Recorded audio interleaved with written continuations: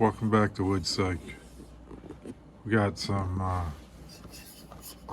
walnut stain here I made years ago, and it's still pretty good in this mason jar. You can see it needs to be shaken up a bit. It settles too long.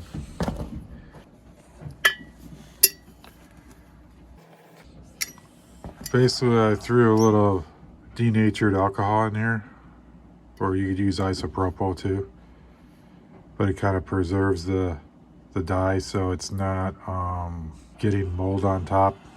Make sure you get a seal on it like this. You want it kind of airtight. Ideally, you would have to have a vacuum pump on here just to suck all the air out for better preservation, but for now, this will do fine. It's held up for years.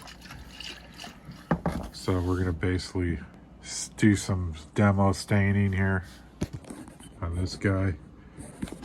He needs a makeover.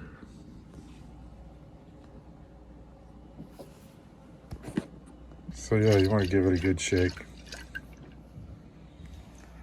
Make sure it's all stirred up.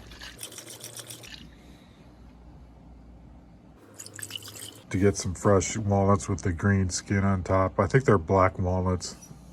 But yeah, pretty good stuff. It's like homemade and free. You don't have to pay the money for it, except for your time.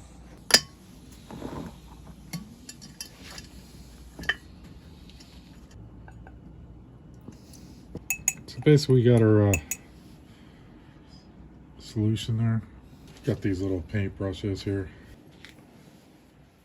Got a super small brush here. You'd buy these over at any art store, Joanne Fabrics or whatever.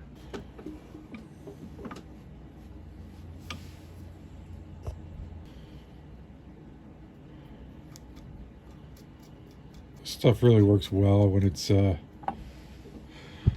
just straight wood. No pre-treated wood like this has been treated with oh, there, yeah. See, it's giving some tonal qualities. You just got to build it up a little bit.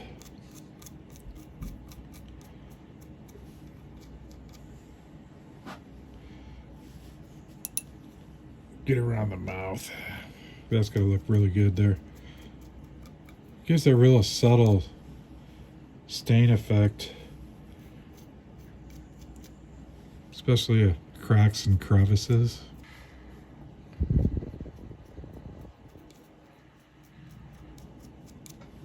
Obviously, you kind of want to wipe this stuff off too a little bit afterwards. This is a pretty subtle kind of stain, though. It's not very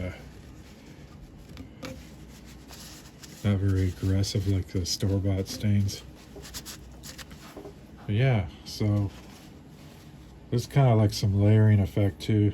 So you want to keep going over, build up the shades.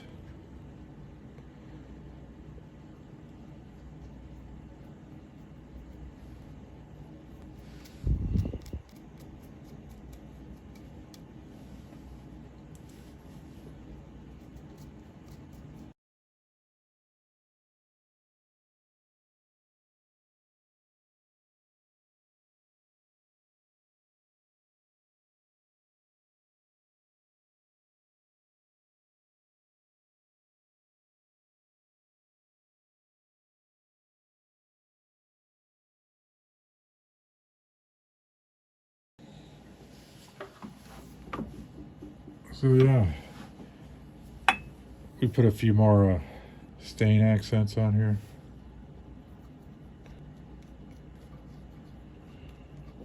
I think if you leave it set on for a while, it actually stays put a little better. But the best technique I found is just kind of wipe off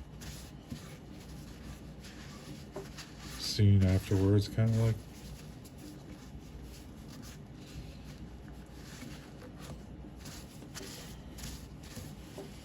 Just subtleness.